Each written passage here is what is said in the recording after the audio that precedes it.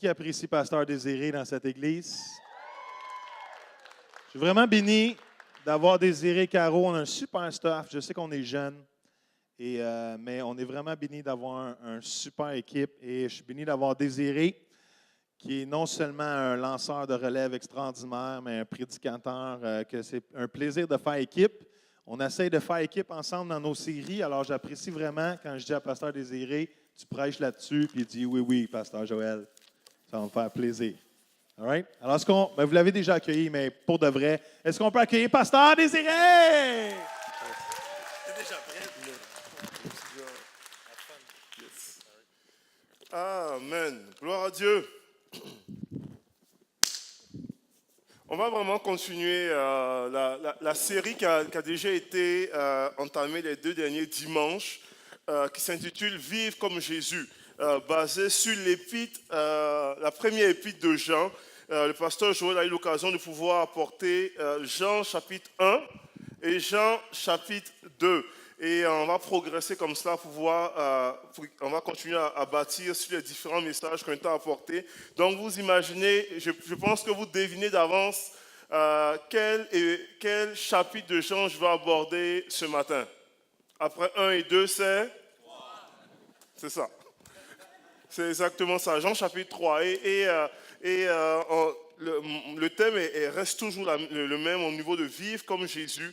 Et je crois réellement, quand on regarde un petit peu de la façon dont est-ce que l'épître était écrit, puis c'était écrit par plusieurs théologiens pensent que c'est l'apôtre Jean, l'épître aux Jean. Il y a normalement tout l'aspect où est-ce qu'on ne sait pas, on ne sait pas exactement à qui c'était destiné. Il y a plusieurs débats par rapport à cela. Quand on regarde l'épître de Jean, on va se rendre vite compte que Jean, qui écrit à ses contemporains, écrit pour aussi faire face à certains faux enseignements, certaines hérésies qui ressortent dans son époque. Et il y avait déjà un courant de pensée très gnostique, qui émane d'une personne qu'on appelle Sérène, qui lui, normalement, pensait et qui divulguait cet enseignement-là, que Jésus, le personnage de Jésus, avait normalement une différence avec le personnage du Christ. Donc l'idée était de pouvoir, on croyait que Jésus était pleinement humain au début, en naissant, de tout ça, et il est devenu le Christ après le baptême. C'était vraiment la pensée. Puis Jean va confronter cela en disant, Jésus normalement, dès le ventre de sa mère, dès sa naissance, il était déjà rempli du Saint-Esprit, il était déjà 100% humain, mais 100% Dieu, 100% Christ. Donc lui c'était vraiment donc il confronte cet enseignement-là du fait que parce que normalement Jésus était humain et il est devenu le Christ plus tard et puis il est devenu comme un petit peu humain encore à la crucifixion. L'esprit s'est retiré pour qu'il puisse mourir et l'esprit est revenu à la résurrection. C'était vraiment un petit peu cette pensée-là que Jean va confronter dans son épître et il va vraiment mettre beaucoup plus l'emphase sur le fait que non. Quand Dieu est sur nous, tout comme Christ, l'Esprit de Dieu demeure en nous. Il ne vient pas, il ne se retire pas. Il ne vient pas, il ne se retire pas. Il est vraiment en nous. Et parce que l'Esprit de Dieu demeure en nous, nous pouvons normalement vivre comme Christ. Nous pouvons progresser dans tous les aspects de nos vies, etc. J'espère que vous êtes avec moi. On va regarder dans les premiers versets de l'épître de Jean, chapitre 3, de 1 Jean chapitre 3. À partir du verset 1, si vous avez vos Bibles, vous pouvez suivre avec moi. Il dit normalement ceci, il dit, voyez quel amour le Père nous a témoigné pour que nous soyons appelés enfants de Dieu. Et nous le sommes. Si le monde ne vous connaît pas, c'est qu'il ne l'a pas connu, lui. Bien-aimés, nous sommes maintenant enfants de Dieu et ce que nous serons un jour n'a pas encore été révélé ou n'a pas encore été manifesté.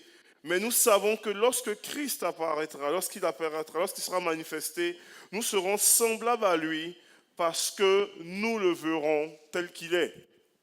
Quiconque a cette espérance se purifie comme lui-même est pur. Quand on regarde dans les Écritures, et puis on va pouvoir voir, quand on s'arrête pour étudier normalement le chapitre 3 exactement, il y a des grands thèmes qui ressortent dans ce chapitre 3 là. On sait que c'est un chapitre qui aborde le sujet de l'appel à vivre en tant qu'enfant de Dieu et à s'aimer les uns les autres, mais il y a des grands thèmes qui ressortent. Et en même temps, il y a des grands thèmes qui ressortent par rapport à l'importance de vivre comme Jésus. Parce que vivre comme Jésus nous implique certaines choses. Et vivre comme Jésus dans le chapitre 3, tel que décrit par l'apôtre Jean, va nous impliquer une prise de conscience de l'identité de l'enfant de Dieu. Il va nous impliquer à aussi une pratique de justice versus la pratique du péché. On va voir ça. Et il va nous impliquer à une poursuite vers ce qui est essentiel. Du comment vivre comme Christ, comme Jésus. Et on a lu une portion du chapitre ici où est-ce qu'il nous amène, l'apôtre Jean nous dit, vous avez besoin de pouvoir remarquer, est-ce que vous avez besoin de pouvoir voir quel amour le Père nous a témoigné pour que nous soyons appelés enfants de Dieu. Nous avons un statut, nous avons une identité, nous sommes aujourd'hui enfants de Dieu. Peut-être pour vous, c'est une révélation, c'est quelque chose que vous le savez depuis longtemps ou quoi, mais il y a une dynamique où est-ce que l'apôtre Jean veut amener ses lecteurs en disant, vous avez besoin de réaliser que vous êtes vraiment enfant de Dieu, et lorsque vous êtes enfant de Dieu, c'est quelque chose qui est manifesté, mais en même temps qui est aussi en progression. Donc, vous avez déjà le statut, mais il y a quelque chose qui est en train de se manifester de plus en plus. Et quand il sera parfaitement manifesté, nous serons semblables à Christ. Donc, l'apôtre Jean, normalement, aborde ce sujet-là. Et l'apôtre Paul, dans ses épîtres, lui va dire normalement, nous sommes même transformés de gloire en gloire pour être à l'image de Christ. Et quand l'apôtre Jean aborde ce sujet, il explique quelque chose. Si vous le regardez dans le passage, il dit, nous serons semblables à Christ parce que nous le verrons tel qu'il est. Donc, pourquoi serons-nous semblables à Christ? C'est parce que nous allons le voir comme il est. Vous êtes avec moi, me suivez jusque-là? L'idée de l'apôtre Jean, alors qu'il aborde ce sujet-là, pour cette prise de conscience que nous sommes enfants de Dieu, il est en train de dire littéralement, nous finirons par ressembler ce que nous voyons. Ça va? Il dit, nous finirons par ressembler à ce que nous voyons continuellement. Donc, l'idée normalement de vivre comme Christ va impliquer, oui, une prise de conscience que nous sommes enfants de Dieu, mais alors que nos yeux sont fixés sur Christ, alors que nos yeux sont fixés sur Jésus, nous sommes transformés à son image. Donc, il y a une implication de pouvoir garder nos regards sur Christ, à pouvoir garder nos yeux sur Christ, parce que il y a une implication de transformation qui prend place. Donc, nous sommes enfants, mais plus nous avançons, nous progressons dans notre transformation. Nous sommes en pleine métamorphose. Vous êtes avec moi? Et nous sommes dans un processus de métamorphose continuelle avec Dieu. Et nous finirons par ressembler à Christ. Et il vient un temps où est-ce que nous serons exactement semblables à lui. Parce que nous le verrons tel qu'il est. C'est intéressant de voir normalement l'image de ce que l'apôtre Jean est en train de dire. Il dit normalement nous serons semblables à Christ. Et moi, ça fait presque un petit parallèle pour ceux qui aiment l'Ancien Testament comme moi, de voir qu'au commencement, la raison pour laquelle le péché est rentré dans le monde a été un mensonge du diable. De dire, si tu manges ce fruit-là, tu seras semblable à Dieu. Comprenez-vous un petit peu? Il dit, tu seras semblable à Dieu si tu manges ça. Et le but ultime de Dieu lui-même, c'est qu'on soit semblable à lui. Parce qu'il dit, plus tu regardes à lui, tu finiras par être semblable à lui anyway. Comprenez-vous un petit peu? Donc l'ennemi a introduit le péché par un mensonge, mais un mensonge qu'en réalité, Dieu normalement, le désir de Dieu est que nous soyons semblables à lui. Tout simplement en regardant continuellement à lui. Ça va? Et il y a cette prise de conscience-là, normalement, que l'apôtre Jean est en train d'amener par rapport à ce que nous sommes enfants de Dieu, parce qu'il y a un statut qui vient avec l'enfant de Dieu. Il dit, lorsque nous sommes, il dit normalement, il dit, quiconque a cette espérance en lui, quiconque a cette espérance d'être semblable à Dieu, va naturellement, normalement, vivre comme un enfant de Dieu, va se purifier lui-même, comme lui-même est pur. Et c'est intéressant parce que aujourd'hui, je prends un exemple simple. J'étais en été en vacances à l'extérieur, tout ça. Et quand tu reviens au Canada, je ne sais pas si les gens qui ont déjà appris l'avion et revenir dans leur pays, tout ça. Quand tu reviens au Canada, en général, pour ceux qui ont déjà voyagé à l'extérieur, aller dans un pays étranger, tout ça, quand tu reviens au Canada et que tu as un passeport canadien, je ne pense pas que tu sois extrêmement stressé aux douanes. Parce que tu as un statut de citoyen. Quel que soit ce qui va arriver, tu es supposé rentrer. À moins de venir avec du matériel là, illicite là, et illégal. Ouais, des chances que tu vas rentrer, mais tu ne rentreras pas chez toi. Tu rentreras peut-être en prison. Ça, c'est autre chose. Mais logiquement, tu n'es pas nécessairement stressé. Parce que quand tu as un passeport du pays, quel que soit ce qui arrive, tu rentres dans le pays. Tu peux rentrer en prison ou tu peux rentrer chez toi, mais tu rentres. On ne te renvoie pas à la frontière. Comprenez-vous? Je parlais avec un détenu, puis il me disait, après ta sortie, qu'est-ce que tu comptes faire? Et puis il m'a dit, non, je retourne, je dis, je vais aux États-Unis. Puis il dit, tu sais qu'en principe, quand tu as un casier judiciaire au Canada, tu ne peux pas rentrer, c'est fini, là, ça prend le pardon de la reine, tout ça. Quoi. Puis il me dit, mais moi je suis citoyen américain. Ah, ça m'a bouché. Il dit, ok, tu rentres chez toi. C'est ça. Donc, parce que tu as un statut, on ne peut pas t'en empêcher d'entrer. Et il dit, et cette image-là, je peux l'appliquer facilement avec l'image de l'enfant de Dieu. Tu as un statut. Vous savez, aujourd'hui, lorsque M. Trudeau veut prendre ses vacances, s'il a décidé de pouvoir dire, ok, mais j'ai le goût d'aller, on va pas là présentement à cause des ouragans, j'ai le goût d'aller, je l'ai dit Cuba, j'ai le goût d'aller, admettons, dans le sud.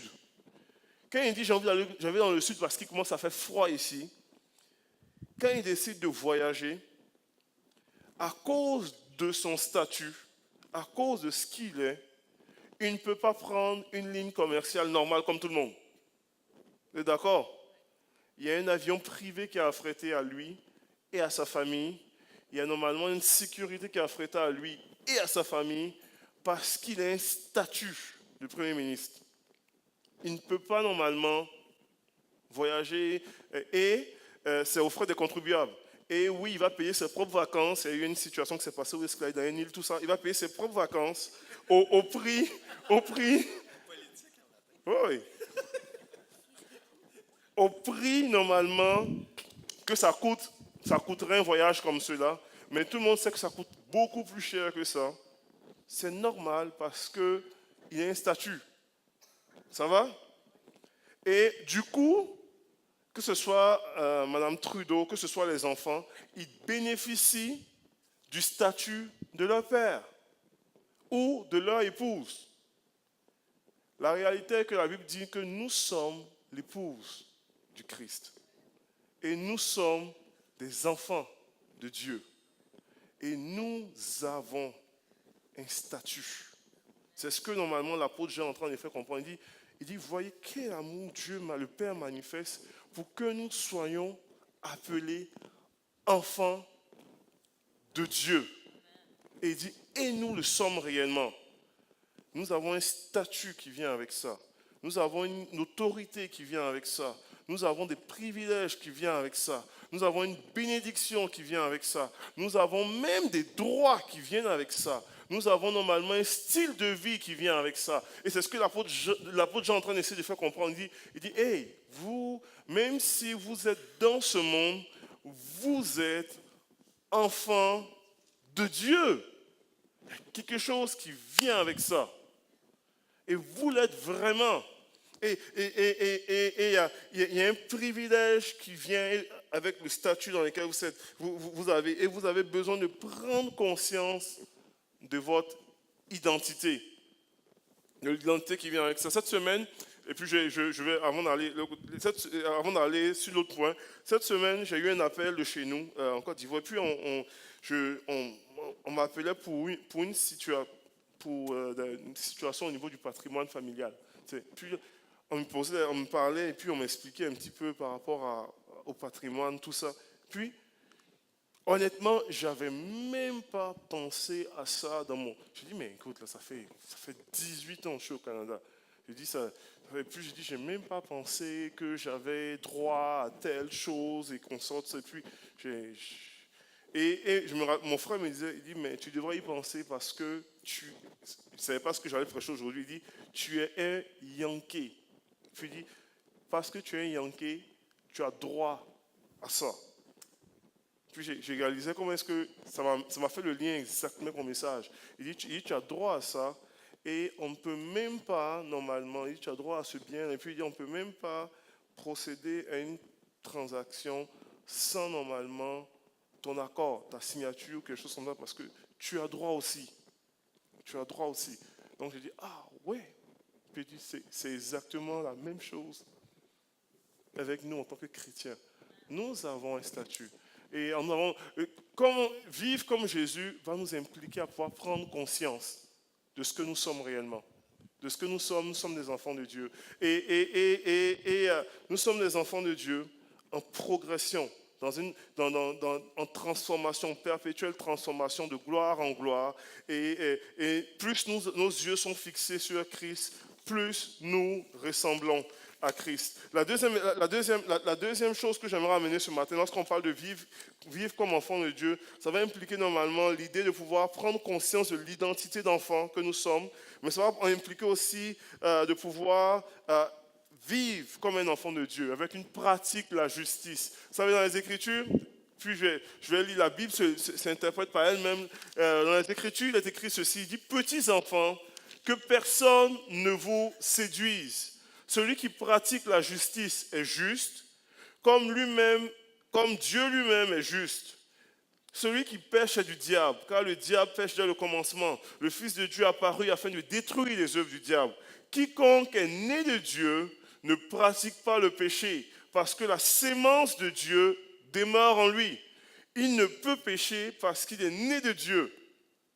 Il dit, c'est par là que se font reconnaître les enfants de Dieu et les enfants du diable. Quiconque ne pratique pas la justice n'est pas de Dieu, non plus celui qui n'aime pas son frère. C'est un texte qui est assez comme... Voyons donc, c'est spécial ça.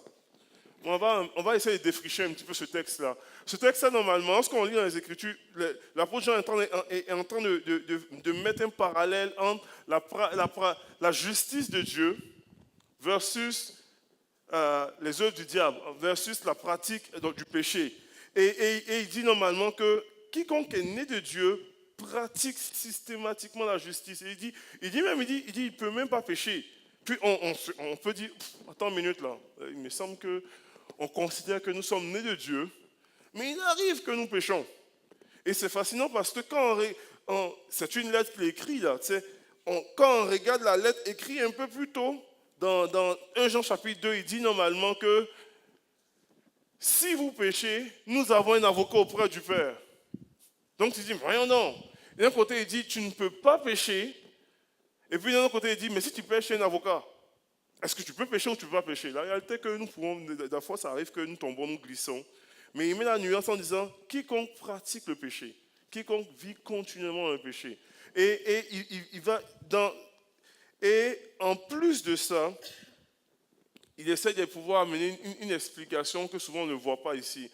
Quand on lit normalement dans le chapitre 3, il fait référence, il parle de la pratique de Dieu, mais en même temps, il fait référence, il explique normalement que le péché est littéralement la transgression de la loi, et la violation de la loi, en expliquant toute la notion au niveau de la sanctification. Vous savez, dans les Écritures, même dans l'Ancien Testament, il y avait normalement deux il y avait dans la notion sur la sanctification, sur la sainteté, il y avait deux éléments qui rentraient en compte au niveau de la sainteté. Et il y avait l'observation stricte et rigoureuse de la loi. Par elle, tu deviens, si tu observes strictement sans flanchir, tu ne violes pas la loi, par elle, tu deviens juste. Et puis, tu avais normalement la sanctification et la sainteté qui étaient littéralement reliées à la proximité avec Dieu. Dans les Écritures, si pour ceux qui ont déjà lu le passage, quand Dieu se révèle à Moïse, la première fois, la Bible déclare qu'il se révèle dans un buisson. Et dans un buisson en plein milieu d'un désert. Et alors que Moïse s'approche du buisson, Dieu parle à Moïse. Et puis il dit, Moïse, Moïse, Moïse, il me voici. Et puis il dit, ôte les souliers de tes pieds, car le lieu où tu te tiens est un lieu saint. Et je pense que j'ai déjà eu à mener cette pensée ici à l'église. En disant, vous savez, c'est fou parce que où Moïse se tenait était tout sauf un lieu saint. C'était un désert, on n'était pas loin de la montagne du mont Horeb, etc. Et c'est un désert de roches et de pierres, un désert où il y a des scorpions, des serpents, un désert où il n'y a rien qui pousse là. Et Dieu appelle ce lieu-là saint.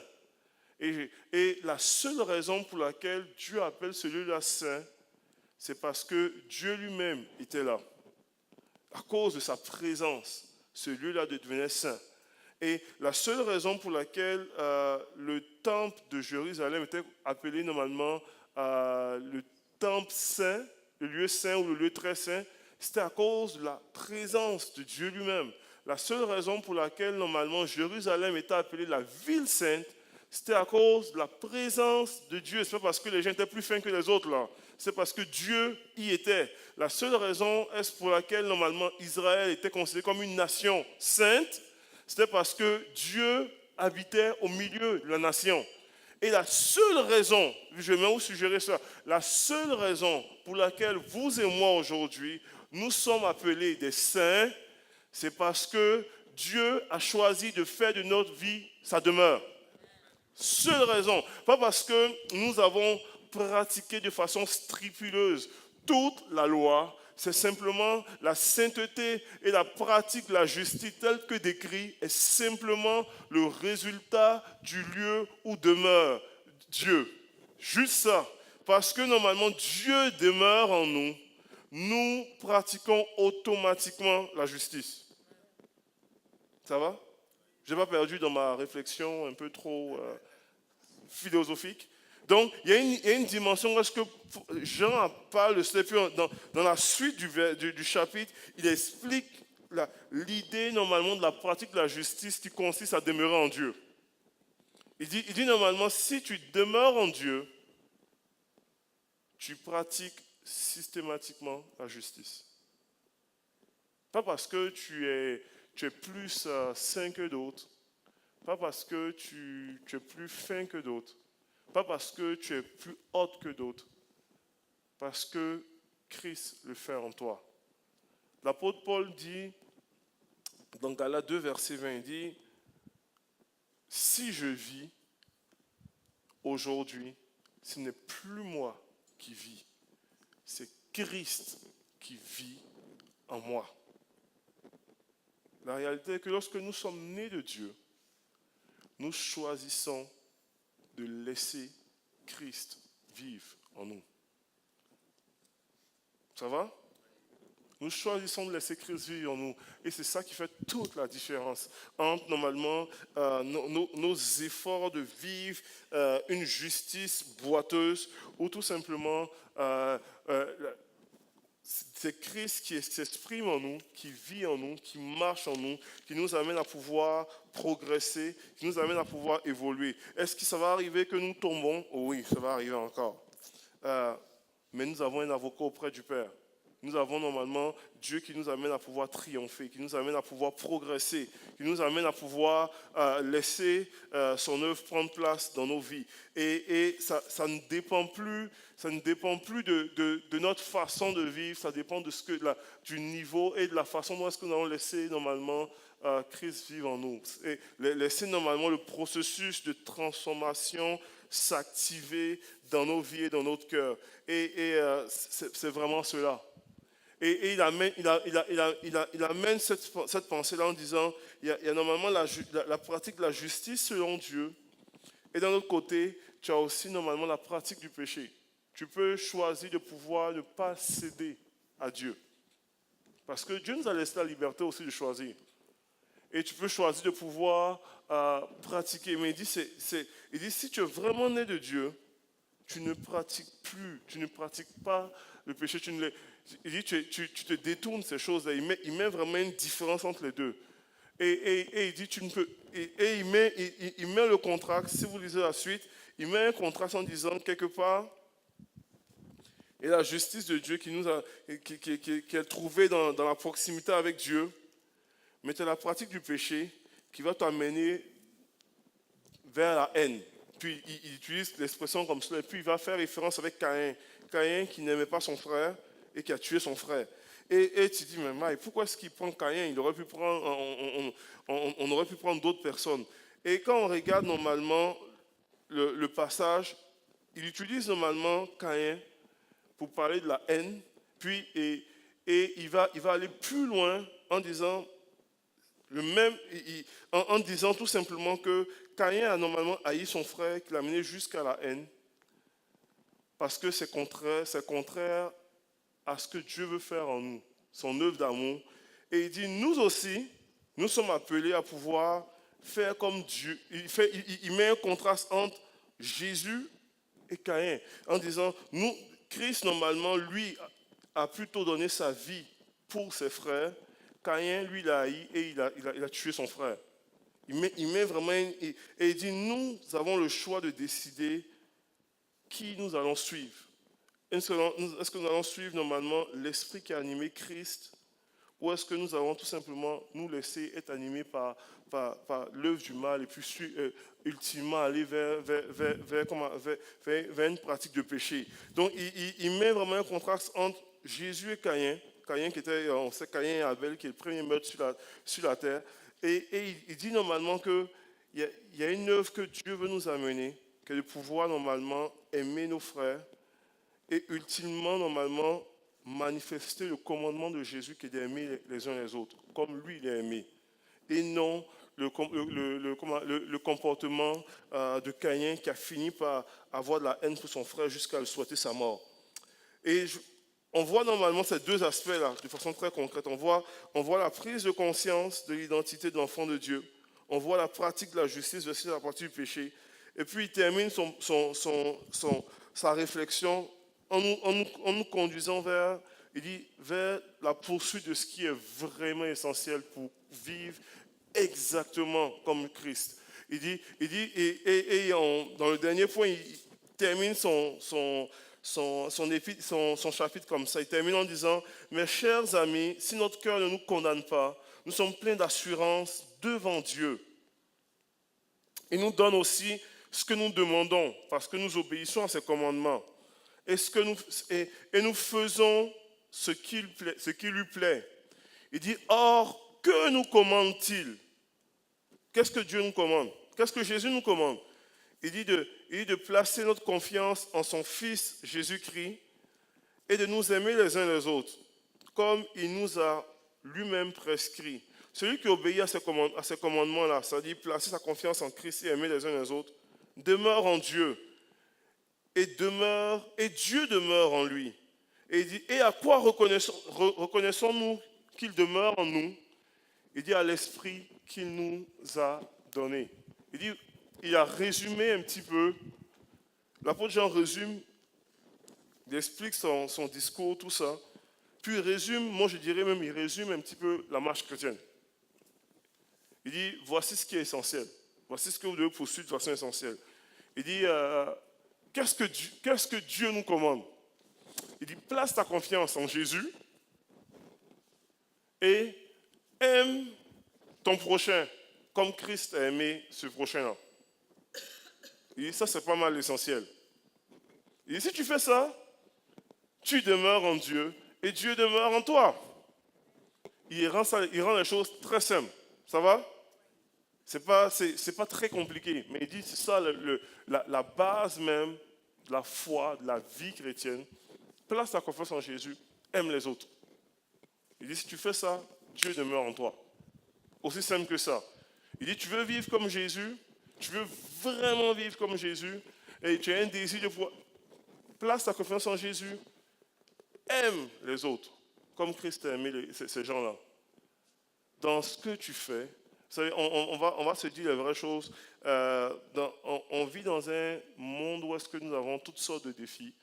Nous avons toutes sortes de courses. Nous avons métro, boulot, dodo. Pour certains, ce sont les autos. Pour d'autres, on vit dans une course effrénée. Et on vit des situations, chacun des propres défis, que ce soit au niveau familial, que ce soit financier, que ce soit toutes sortes de choses. Et l'apôtre Jean va normalement résumer toutes ces choses en disant, si tu veux normalement vivre comme Christ, fais-lui donc confiance dans tous les aspects de ta vie. Fais-lui donc confiance. Fais confiance à Christ dans ton quotidien. Fais confiance à Christ dans tes études. Fais confiance à Christ qui va prendre soin de tes finances. Fais confiance à Christ qui va normalement prendre soin de tes relations, qui va prendre soin de ton mariage, qui va prendre soin de tes enfants, qui va prendre soin de ta parenté qui ne connaît pas encore l'évangile, qui va prendre soin de ton voisin, de ton voisinage. Fais confiance à Christ qui va prendre soin de ta vie. Fais-lui confiance. Place en lui ta confiance en tant que tel. Aussi, il dit ça là, c'est la base si tu veux vivre comme lui. Et en quoi consiste normalement placer sa confiance en Christ? C'est de pouvoir mettre ça. On parle de l'idée de mettre sa foi en lui. Mais moi, si je fais confiance en quelqu'un, je ne cherche pas à pouvoir. Quand je n'ai pas confiance, ma tendance est de contrôler ce que je n'ai pas confiance. Ça va? Vous êtes avec moi? Je n'ai pas perdu. Si je n'ai pas confiance, si je demandais, je prends un exemple, je suis chez moi, je dis, ok, je demande à un de mes neveux de pouvoir balayer le salon. Puis il dit, oh, je vais le faire. Mais je n'ai pas confiance. Je me dis, ce gars-là, il n'est pas fiable pour une scène. Il ne va pas le faire, je ne suis pas sûr. Même si j'ai demandé, je suis stressé. Je vais toujours regarder. Ça fait 30 minutes que j'ai demandé, il ne l'a pas fait. C'est sûr qu'il ne va pas le faire. C'est sûr qu'il ne va pas le faire. Et puis, à un moment donné, quand tu n'as pas confiance, tu prends le balai, tu dis, je suis sûr, je vais le faire, je vais le balayer mon salon. Je n'ai pas confiance en tant que tel. J'ai pris un exemple anodin comme cela, où je demandais à telle personne, en rentrant, est-ce que tu peux acheter telle chose? Je ne suis tellement pas, et je vais paniquer parce que je ne suis pas sûr qu'il va vraiment le faire. Puis je prends un exemple anodin, puis je finis par dire, à m'organiser, à le rappeler, à être sûr, à m'assurer et à contrôler que tout va être pris pour être fait. Ce sont des signes très concrets du manque de confiance. Ça va? Ça se peut-tu qu'on fasse ça avec Dieu aussi?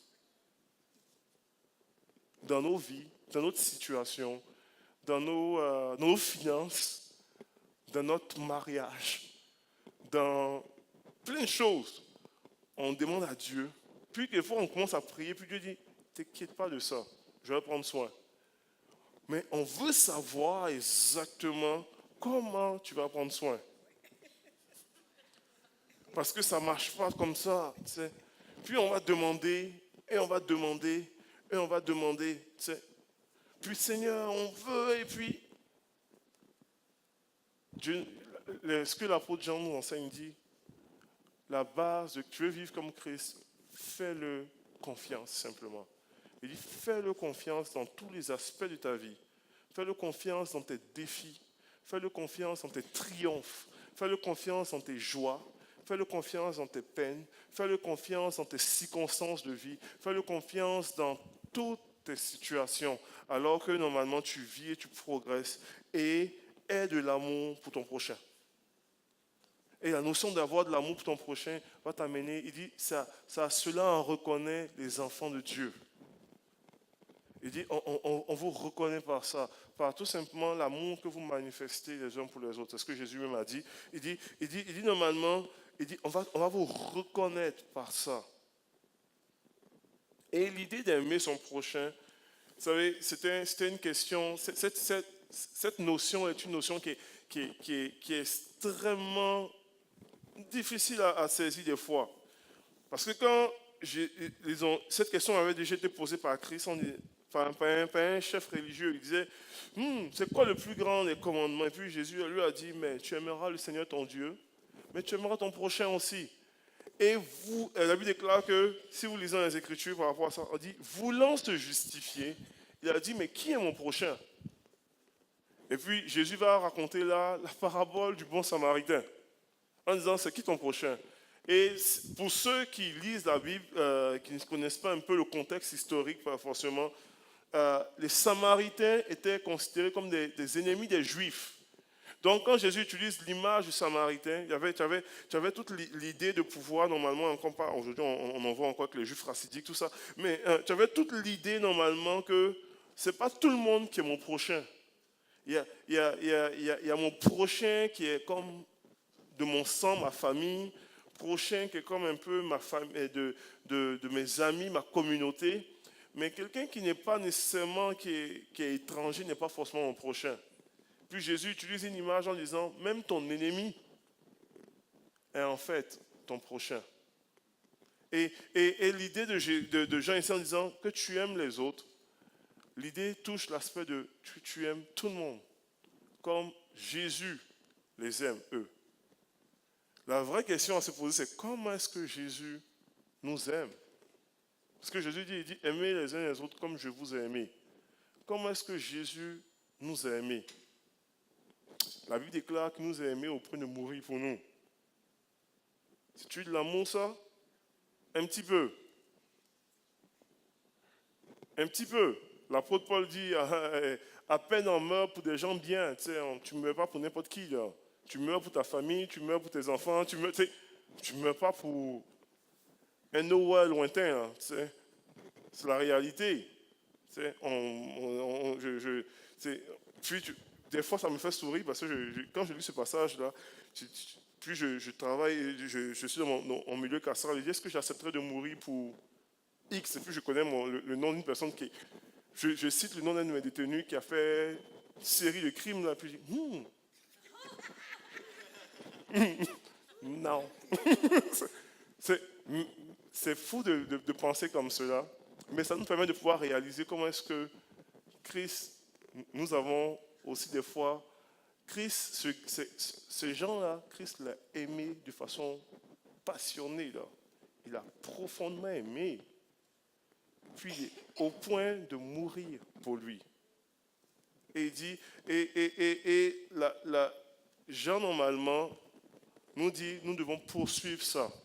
À un point tel que, si vous lisez au début du verset, il dit, chers enfants, voyez quel amour le Père nous a témoigné. Et puis il dit, si le monde ne vous connaît pas, c'est qu'il ne l'a pas connu.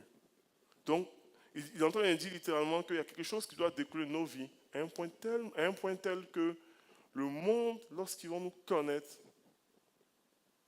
vont en même temps voir en nous Christ. Nous devenons des représentants de Christ. Et le thème utilisé ici, si le monde ne vous connaît pas, le thème, je suis allé vous regarder le thème exactement, c'est le thème Genisco, qui parle littéralement de s'ils ne vous connaissent pas intimement, ils n'ont pas connu Christ. Donc, autrement dit, il est en train de dire littéralement que quand les gens vont vous côtoyer intimement, ce qu'ils vont voir de vos vies, c'est vraiment Christ qu'ils vont voir. C'est Christ qu'ils vont voir. Donc, alors que tu poursuis ce qui est essentiel, tu deviens un reflet de Christ au monde. Nous sommes c'est ce qu'il est en train de dire littéralement. Puis je vais terminer avec ça, cette idée-là, de nos vies à poursuivre ce qui est vraiment essentiel afin de refléter Christ. Quand on parle de vivre comme Christ, ça va impliquer cette poursuite-là pour dire Seigneur, je veux poursuivre ce qui est vraiment essentiel dans ma vie, dans mon quotidien, afin de te refléter. Parce que la seule façon que les gens sont exposés à qui est Dieu réellement aujourd'hui, il a plu à Dieu de nous choisir pour être le reflet de ce que Christ est. C'est ce que l'apôtre Jean est en train de dire. Il dit normalement, si le monde, littéralement, il dit, on peut juste montrer le premier passage voyez quel amour. Voyez quel amour le Père nous a témoigné pour que nous soyons appelés enfants de Dieu. Et il dit, si le monde ne nous connaît pas, c'est qu'il ne l'a pas connu, littéralement. Donc, Dieu, il a plu à Dieu de nous choisir pour être le reflet de ce que Christ est, pour refléter Christ dans le monde. Et c'est notre prière, ça, de pouvoir poursuivre ce qui est essentiel, afin que les gens, lorsqu'ils nous regardent, soient capables de lire Christ dans nos vies, ils soient capables d'être en contact avec Christ, ils soient capables de pouvoir saisir Christ. Je vais inviter les musiciens ce soir, cet après-midi, ce soir, ils passent souvent le soir en prison, pas le dimanche matin, mais j'ai invité les musiciens à approcher. Je vais terminer avec cette pensée-là. Vous savez, c'est une des choses que je fais souvent, puis que j'entends toutes sortes de témoignages par rapport à ça. Alors, moi, je suis béni de pouvoir avoir plusieurs personnes qui peuvent venir normalement en milieu carcéral pour venir juste s'impliquer pour plusieurs choses, apporter la louange, témoignage, etc., tout ça. Et les échos, j'ai plusieurs gars qui n'ont jamais mis les pieds dans une église conventionnelle, qui n'ont jamais mis les pieds dans une même... Il y a des gens qui ont, parmi mes détenus, qui n'ont jamais mis même les pieds dans une église catholique, qui souvent sont des détenus, des criminels de génération, j'en ai comme ça quelques-uns, que les parents étaient criminels, même les grands-parents. Donc c'est vraiment des situations comme cela. Et un des plus beaux témoignages que j'entends, un des plus beaux des échos que j'entends, est souvent le fait que les gens voient quelque chose de différent dans la vie, dans ma vie aussi, mais dans la vie des gens. Dans la vie des gens qui viennent, il y a quelque chose, l'esprit dit, il y a quelque chose de différent dans leur vie. Puis, les bénévoles qui viennent en prison, ils ne viennent pas comme ça. Ils n'ont pas de col roulé, ils n'ont pas de col, le collet romain de prêtre ou de whatever. Souvent, ce sont des gens comme vous et moi. En fait, c'est vraiment des gens comme vous et moi. Et qui viennent tout relax, qui viennent dans l'amour, qui viennent dans le témoignage de qui Dieu est, qui viennent dans simplement exprimer ce que Dieu a fait en eux. Et ça bouleverse. Vous n'avez tellement pas idée de comment ça peut bouleverser une vie. Vous savez, juste hier, j'étais allé prendre une marche avec une personne on a rencontrée dans le contexte du retour à l'école. C'était fou. Et puis, finalement, il est resté en contact. Il m'a contacté, puis il voulait qu'on aille prendre une marche. Puis, il traversait toutes sortes de choses, tout ça que j'en parlerai pas ce matin. Et puis, il partageait sa vie, il s'est confié. Puis, pendant 1 heure de marche, en train de marcher, discuter, à un moment donné, je lui ai dit, écoute, tu feras ce que tu veux avec ça. Si on n'est pas chrétien, là, il ne va pas à l'église. Puis, j'ai donné un conseil, juste des paroles de vie, juste la parole de Dieu. On fait rien d'extraordinaire, on fait juste la parole de Dieu. Je ne peux pas commencer à lever mes mains ou crier au nom de Jésus. Et puis, le gars était touché au bout. Là. Puis, là, oh, merci, tout ça. Et puis, il me flattait le dos, merci, tout ça. Et puis C'était correct. Il dit, oh merci. Puis il dit ça représente beaucoup ça pour moi. Tu sais, puis, je fais rien, j'ai rien fait. Et il dit, il partageait, puis il dit,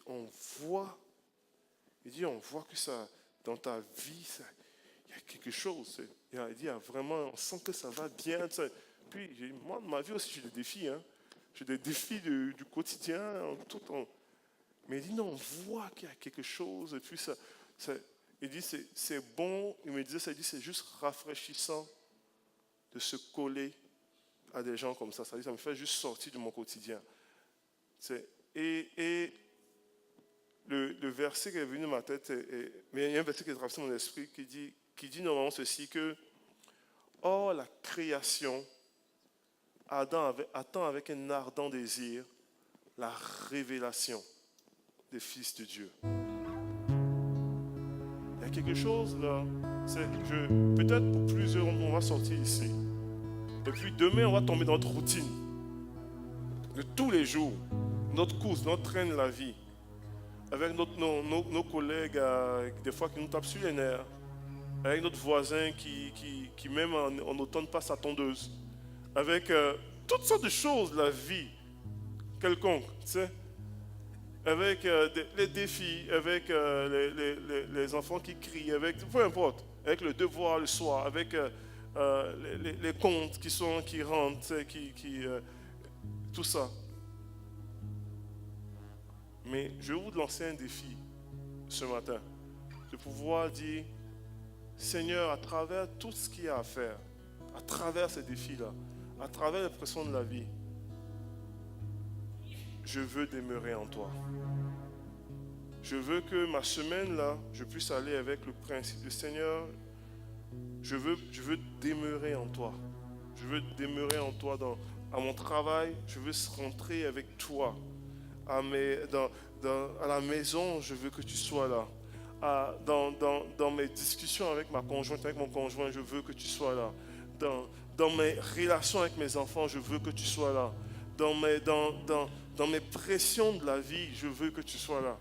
Je veux tellement demeurer en toi. Et je veux sentir ton règne sur ma vie. Je veux sentir que tu marches avec moi. Dans mes conversations, même dans mes niaiseries, même si en regardant la voix junior, tu sais, dans tout, Seigneur, je veux que tu sois là. Je veux demeurer en toi. Je veux demeurer en toi de façon incroyable. Tu sais, je veux demeurer en toi parce que je veux prendre conscience du statut que j'ai d'enfant de Dieu. Je veux normalement demeurer en toi afin que tout ce que je fais puisse glorifier ton nom. Et comme Paul l'a dit aussi, que si je vis, ce soit toi qui vis en moi. Si je m'exprime, ce soit toi qui t'exprimes à travers moi.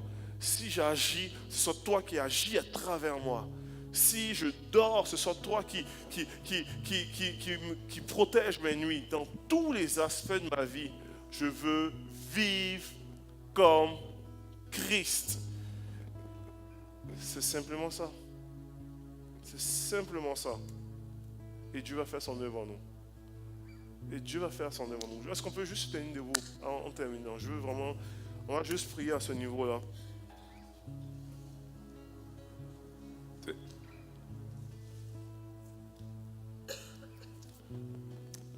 On va juste. Peut-être tu es venu ici, je connais pas ton quotidien, je ne connais pas exactement dans l'état d'esprit dans lequel tu es venu. Je sais qu'il y en a plusieurs qui sont venus ici ce matin avec leurs propres défis. Ils sont venus ce matin avec le tourbillon de la vie. Je sens dans mon esprit qu'il y a des gens qui regardent leur vie et puis ils sont dans une saison actuelle de tourbillon. Le tourbillon là, il y en a que ça ne va pas bien. Je partage exactement ce que je ressens. Mais il y en a que ça va bien, mais la vie est un tourbillon. Les journées passent trop vite. Les choses se passent trop rapidement. Ils ont juste l'impression de subir et ne pas vivre. Ils sont juste en perpétuelle réaction. Il réagit face aux nouvelles circonstances. Puis, le hamster, il court, là, l'impression que la roue, là, elle n'arrête pas de tourner. Et ça fait plusieurs semaines, même des mois que ça se passe comme cela. Et il ne se voit pas vivre parce qu'il court continuellement. Alors que nous sommes ici ce matin, je veux inviter, vous savez, je veux vraiment vous inviter à juste vous arrêter. Pour les prochaines minutes, c'est pas très long, à juste vous arrêter dans votre esprit, à juste s'arrêter. À juste s'arrêter.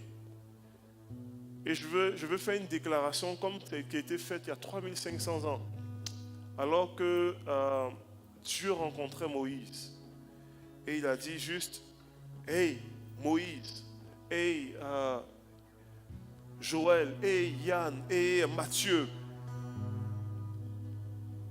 Ce lieu est un lieu saint. Pas parce que c'est un lieu spécial, c'est une école. Mais ce lieu ici est un lieu saint parce que Dieu est là. Et j'aimerais qu'on puisse juste avoir ce temps-là d'arrêt dans notre esprit pour dire Dieu est ici. Ce lieu est un lieu saint. Et sa présence est ici. Sa présence est ici. Et il nous invite à une prise de conscience du statut que nous avons. Du statut d'enfant. Peut-être pour certains, pour eux, ils ne savent pas exactement de quoi je suis en train de parler là. C'est peut-être leur première fois d'être ici. La Bible déclare que si tu crois que Christ est mort sur la croix pour tes péchés, et si tu veux être en communion avec lui, il te donne le pouvoir de devenir enfant de Dieu. Donc, il y a une possibilité ce matin. Peu importe qui tu es ici, si tu n'as pas encore eu à faire cette démarche-là, il y a une possibilité pour toi ce matin de pouvoir avoir un statut d'enfant de Dieu. Si tu choisis de croire que Christ est mort sur la croix pour tes péchés et tu désires le recevoir dans ta vie, comme sauveur de ta vie, mais aussi comme le Seigneur de ta vie. Il y a une différence peut être faite dans ta vie. Pour ceux qui ont fait cette démarche, qui savent qu'ils sont enfants, votre Père est ici. Et il y a une possibilité ce matin de pouvoir dire, Seigneur, tu demeures en nous. Aide-nous à pouvoir normalement prendre conscience de cela. Et dans tout ce qu'on va faire, dans notre quotidien, dans notre marche, dans notre vie, que tu puisses régner en maître Seigneur. Que dans tout ce qu'on sera, nous voulons demeurer en toi. Nous voulons placer notre confiance en toi et nous voulons aimer notre prochain comme toi tu l'aimes. Et qu'on soit des représentants de Christ sur la terre. Qu'on soit dans notre marche, dans notre quotidien, dans ce qu'on vit, dans ce qu'on est, dans ce qu'on démontre, dans nos actions, dans nos pensées, dans nos déclarations, à travers les circonstances de la vie, à travers les pressions de la vie, à travers nos projets, à travers nos plans, à travers nos relations, qu'on puisse refléter Christ, qu'on puisse vivre comme Christ dans le nom de Jésus. Qu'on puisse vivre comme Christ dans le nom de Jésus. Et qu'en tant qu'enfant de Dieu, en tant que fils de Dieu, qu'on puisse vraiment jouir des privilèges qui découlent de notre statut d'enfant et de fils dans le nom de Jésus. Qu'on puisse marcher avec autorité, qu'on puisse marcher avec grâce, qu'on puisse marcher avec faveur, qu'on puisse marcher avec onction, qu'on puisse marcher avec privilège, avec bénédiction, des bénédictions célestes qui sont en Christ. Qu'on puisse, Seigneur Dieu, vivre avec la pleine statue, Seigneur Dieu, afin que ce que nous lions sur la terre soit lié dans les cieux, Et ce que nous délions sur la terre soit délié dans les cieux dans le nom de Jésus. Qu'on puisse être des ambassadeurs de Christ sur la terre. Qu'on puisse vraiment régner, Seigneur Dieu, comme Christ nous déclare. Qu'on puisse marcher dans les promesses de Dieu pour nos vies. Qu'on puisse marcher avec onction, Seigneur. Qu'on puisse marcher avec puissance, avec Seigneur, douceur, amour. En même temps avec autorité, avec vie de l'esprit, avec grâce de Dieu, avec Seigneur percé. Dans le nom de Jésus. Dans le nom de Jésus. Dans le nom de Jésus.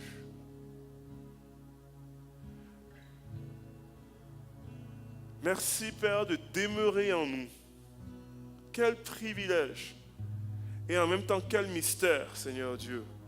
Quel mystère parce que comme un Dieu si grand, un Dieu si puissant, la Bible déclare que les cieux des cieux ne peuvent contenir Dieu. Autrement dit, l'univers tout entier, l'univers immense, vaste, infini, ne peut contenir Dieu. Et quand on regarde, Seigneur Dieu, toute l'immensité de l'univers, mais en même temps, Seigneur Dieu, le paradoxe, Seigneur Dieu, c'est que tu choisis de faire de notre cœur ta demeure. Seigneur, merci pour ta grâce et pour le privilège de t'appeler tes enfants. Merci pour le privilège de t'appeler, Seigneur, tes fils et tes filles. Merci pour le privilège d'être l'épouse de Christ. Merci pour le privilège de pouvoir vivre dans cette identité. Merci pour le privilège dans le nom de Jésus. Seigneur, je prie maintenant, Seigneur, je ressens dans mon cœur, puis je vais terminer vraiment avec cette pensée-là. Je ressens dans mon cœur qu'il y a plusieurs qui jusqu'ici ont été volés, littéralement, ont été volés spirituellement, ont été volés par toutes sortes de mensonges. Mensonges de l'ennemi, de toutes sortes de mensonges, de mensonges sur ce que Dieu a placé en toi, posé en toi, ont été volés à cause de toutes sortes de mensonges, de pensées, même charnelles, en se rabaissant, en ne croyant pas ce que Dieu dit sur ta vie. Il y a plusieurs personnes, je veux parler de cœur à cœur ce matin. Il y a plusieurs personnes qui savent ce que Dieu dit sur ta vie. Qui savaient que tu es la tête et non la queue, tu es une merveilleuse créature, toutes sortes de promesses comme cela. Mais en même temps, il y avait une autre voix qui résonnait dans ton esprit, qui criait plus fort que la voix de l'esprit. Et pendant trop longtemps, tu as cru au mensonge. Pendant trop longtemps, tu as cru au mensonge sur ton mariage. Pendant trop longtemps, tu as cru au mensonge sur... Je vais déclarer quelque chose pour une personne ce matin. Pendant trop longtemps, ta peur t'a menti. Tes peurs t'ont trop longtemps menti et tu as cru au mensonge de la peur. Ce matin, Jésus trace une ligne dans ta vie pour dire, qui choisis-tu de croire ce matin? Parce que j'ai une parole pour toi. Qui choisis-tu de croire ce matin? Tu es une fille de Dieu. Tu es un fils de Dieu. Qui choisis-tu de croire ce matin? Il y a un appel ce matin pour toi. Il y a un appel pour toi ce matin. Tu as un statut de fils et de fille. Qui choisis-tu de croire ce matin?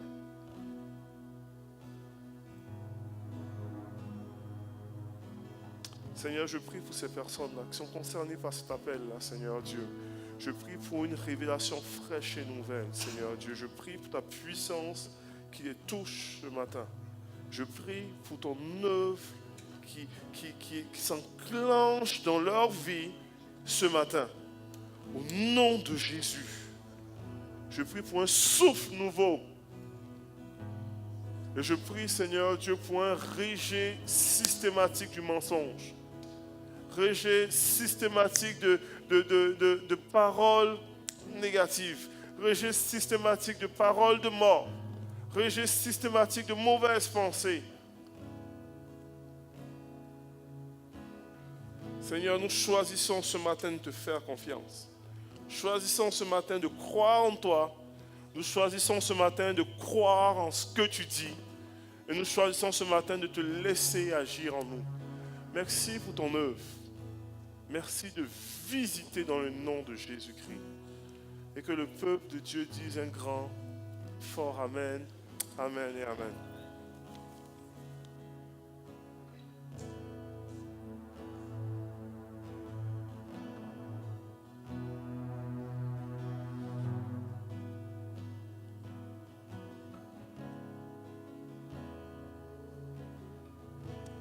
Alléluia. Amen. Dieu est bon. Merci, Des. Est-ce qu'on peut remercier Des ce matin? Right. Laissez cette parole descendre dans votre cœur. Et, bonne semaine. On vous aime. Prenez le temps de jaser un peu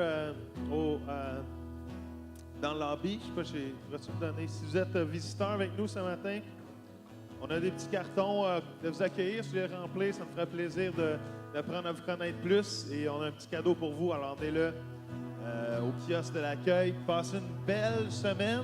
On se voit mercredi à la prière. Venez prier avec nous. Et dimanche prochain, pour notre méga dimanche, rendons grâce. On a du plaisir tout le monde ensemble. Soyez bénis.